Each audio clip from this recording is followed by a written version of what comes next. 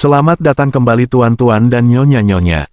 Kita lanjutkan kembali kisah kehidupan Tuan Wira Darmadi yang jenius. Mohon dibantu subscribe yang belum subscribe ya. Untuk yang sudah dukung channel ini terima kasih. Mari kita lanjutkan ceritanya. Bab 593. Aku memasak mereka untuk merusak struktur mereka dan membuat vakuola pecah. Dengan begitu, cairan wangi mereka akan mengalir keluar. Setelah melalui proses perebusan dan distilasi, kita bisa mendapatkan apa yang aku sebut sebagai minyak wangi, jelas Wira. Setelah mendengarkan penjelasan Wira, meskipun memahami maksudnya, Fabrian dan Pramana tetap tercengang. Wah, ternyata kita semua terbuat dari sel-sel. Selain itu, vakuola benar-benar luar biasa. Wira menjelaskan sembari menggambar di tanah. Hal ini membuat kedua orang itu sangat kagum. Sementara itu, Bejo sama sekali tidak dapat memahami perkataan Wira. Dia tidak mengerti istilah-istilah seperti sel, distilasi, ataupun vakuola. Apa yang dia tahu sekarang hanyalah ada banyak bunga yang telah dimasak. Bejo merasa itu sangat disayangkan. Sekarang, kelopak-kelopak bunga ini nggak memiliki kegunaan lagi dan cairan wanginya sudah diekstrak. Kita hanya perlu menunggu beberapa saat hingga proses distilasi selesai, jelas Wira. Dia telah menyiapkan beberapa pipa besar di atas panci dan sebuah wadah di bawahnya untuk menampung cairan wangi. Kak Wira, ini akan menghasilkan banyak uang. Dengan banyaknya air seperti ini, kita bisa mendapatkan puluhan juta gabak. Kata Fabrian dengan sangat antusias. Sebab, aroma yang muncul sekarang sangat kuat, bahkan lebih kuat dari bunga segar barusan. Wira membantah dengan berkata, bagaimana mungkin? Panci besar ini mungkin hanya akan menghasilkan beberapa botol kecil saja. Perkataan Wira lagi-lagi membuat mereka terkejut. Beberapa botol, sesedikit itu, tanya Fabrian. Wira hanya tersenyum tanpa banyak menjelaskan. Beberapa jam kemudian, setelah air di dalam panci-panci besar itu menguap, mereka hanya mendapatkan 2 wadah cairan wangi. Ini terlalu sedikit, keluh Bejo yang hampir menangis. Bunga-bunga ini telah menghabiskan jutaan gabak. Akan tetapi, cairan di kedua ember ini tak akan mungkin bisa dijual dengan harga jutaan gabak. Kemudian, Wira meminta Bejo untuk mengeluarkan botol kecil yang baru saja dibeli. Setelah menuangkan beberapa tetes cairan wangi ke dalamnya, Wira kembali berkata, setelah menuangkan 2 atau 3 tetes cairan wangi ke dalam botol kecil, tetes cairan wangi ke dalam botol kecil ini, isilah dengan air. 1 botol kecil ini bisa dijual dengan harga 100.000 gabak. Wira mengisi botol kecil itu dengan cairan wangi sebagai contoh. Isinya tidak banyak, mungkin hanya sekitar 60 ml. 100.000 gabak. Paman Wira, apakah maksudmu setelah menambahkan beberapa tetes cairan wangi dan air ke dalam botol, itu bisa dijual seharga 100.000 gabak?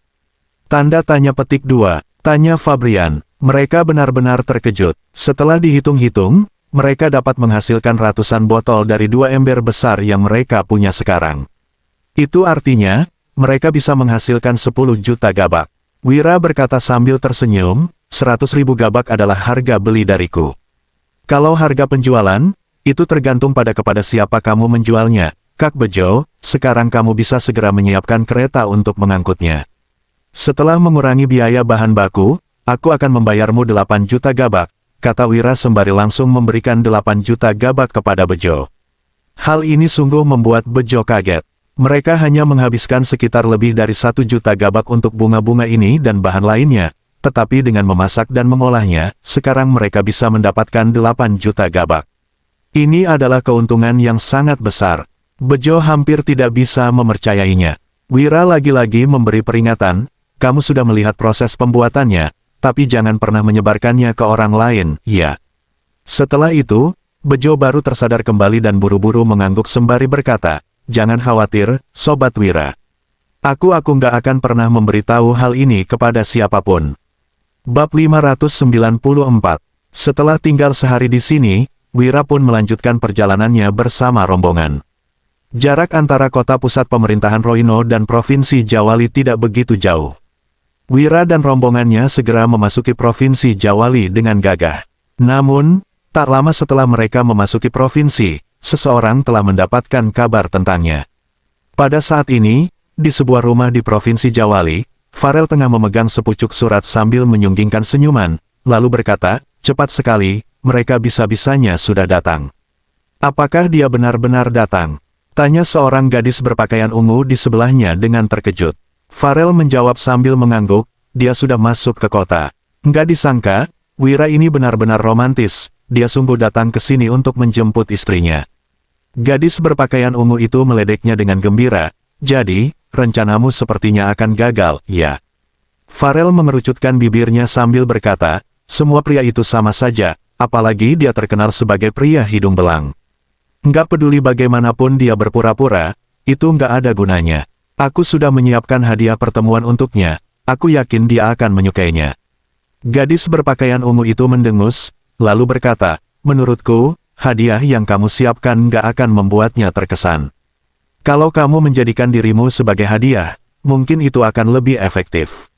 Farel segera mengulurkan tangannya dan menepuk pantat gadis berpakaian ungu itu. Kemudian, dia melontarkan kata-kata untuk membuat gadis itu kesal, hei, sudah berapa kali kukatakan padamu, aku sama sekali nggak tertarik dengan pria. Tapi, memberikanmu kepadanya mungkin bisa efektif juga. Gadis berpakaian ungu itu memelototi Farel sembari berseru, apa kamu berani? Sikapnya membuat Arel tersenyum makin bahagia. Kemudian, pria itu menutup kipas lipatnya dan berkata sambil tersenyum, karena teman lama datang, mari kita pergi bertemu dengannya. Wira melihat sekeliling dan merasa terkesan, lalu dia berkata, apakah ini berbeda, sama sekali nggak bisa dibandingkan dengan desa. Dibandingkan dengan kota pusat pemerintahan Roino dan bahkan Ngarai Naga Biru, daerah ini jelas lebih makmur. Baiklah, mari kita membeli sebuah rumah.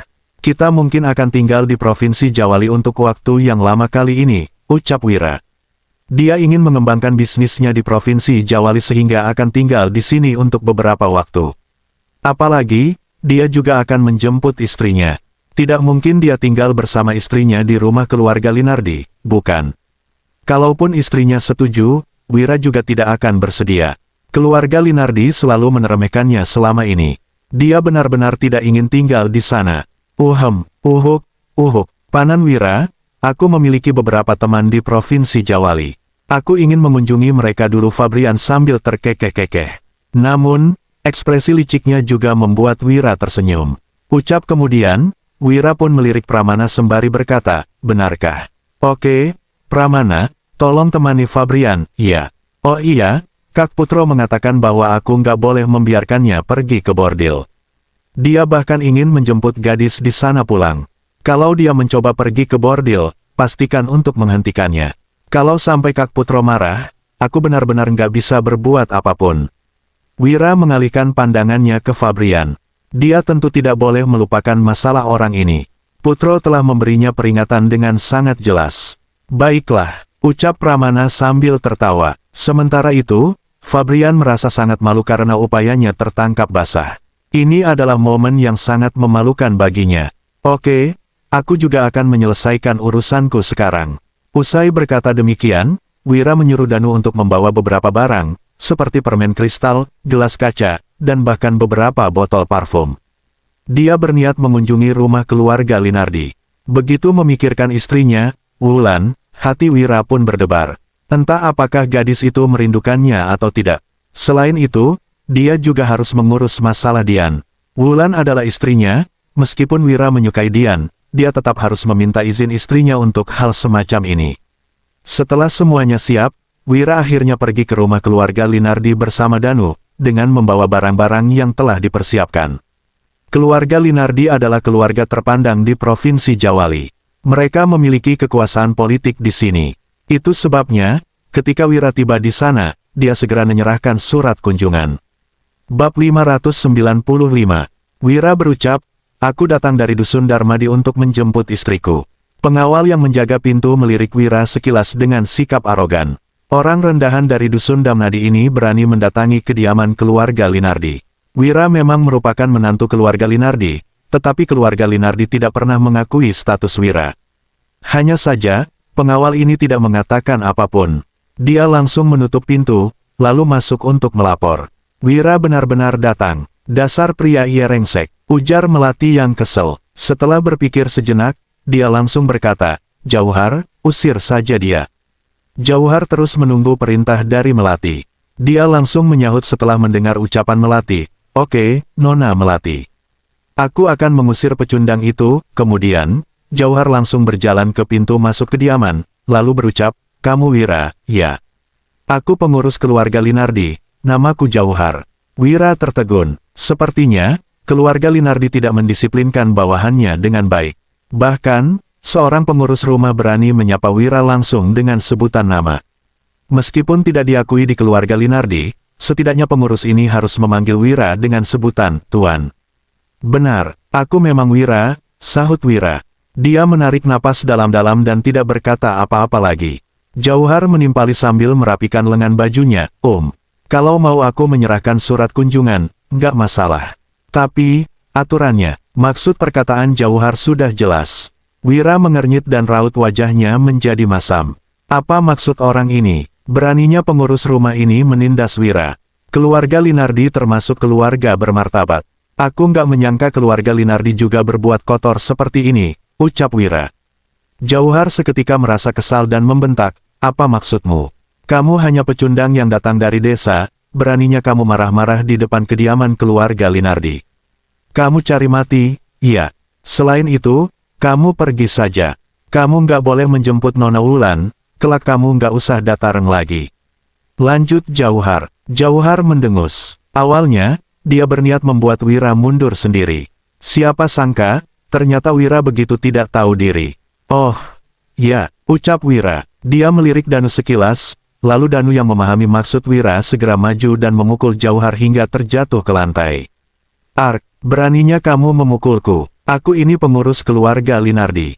Kalau kamu memukulku, berarti kamu sudah mempermalukan keluarga Linardi. Aku mau mengadu kepada Tuan Opal," teriak Jauhar. Sementara itu, Wira mencibir dan malas memedulikan Jauhar. Dia langsung maju, lalu melirik sekilas pengawal lain. Wira berujar, "Bawa aku temui Tuan Opal. Kalau enggak, jangan salahkan aku bersikap kasar." Kepala keluarga Linardi yang juga merupakan mertua Wira adalah pejabat pemerintahan. Dia tidak berada di Provinsi Jawali. Jadi, semua urusan di Provinsi Jawali diserahkan kepada Opal. Pengawal itu juga tidak berani berkomentar, dia langsung bergegas masuk. Jauhar yang segera mencari Opal di ruang kerjanya berteriak, "Tuan Opal!" Wira menerobos masuk dan memukul orang. Opal terkejut begitu mendengar teriakan Jauhar. Dia berkata, "Wira sudah datang." Meskipun tidak menerima Wira, Opal juga merasa canggung saat teringat perbuatan istrinya. Bagaimanapun, mereka salah karena telah menulis surat palsu. Saat ini, Melati keluar dari kamar dan berseru, beraninya pecundang ini datang. Kebetulan, kita bisa memanfaatkan kesempatan ini untuk berbincang dengannya." Bersambung.